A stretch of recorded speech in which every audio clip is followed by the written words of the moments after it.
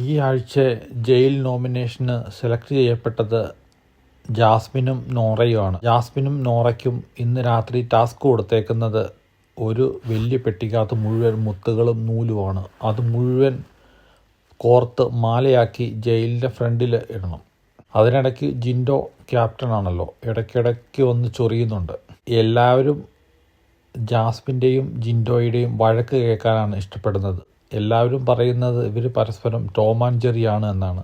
പലരും അഭിപ്രായപ്പെടുന്നത് ജാസ്മിൻ ഇല്ലെങ്കിൽ ബിഗ് ബോസ് കാണാനേ ഒരു രസമില്ല, ജാസ്മിൻ ഉള്ളതുകൊണ്ട് എപ്പോഴും കണ്ടിരിക്കാൻ ഒരു രസമുണ്ട്, അവൾ ശരിക്കും ഒരു കണ്ടൻറ് ക്രിയേറ്ററാണ് എന്നാണ് കൂടുതൽ പേരും അഭിപ്രായപ്പെടുന്നത്.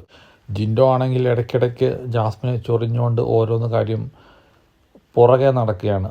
അപ്പം ഇടയ്ക്ക് ഇങ്ങനെ മാല കോർത്തുകൊണ്ടിരിക്കുമ്പോഴത്തേനും 4-5 മാല ജാസ്മിനും നോറയും കൂടെ കോർത്ത്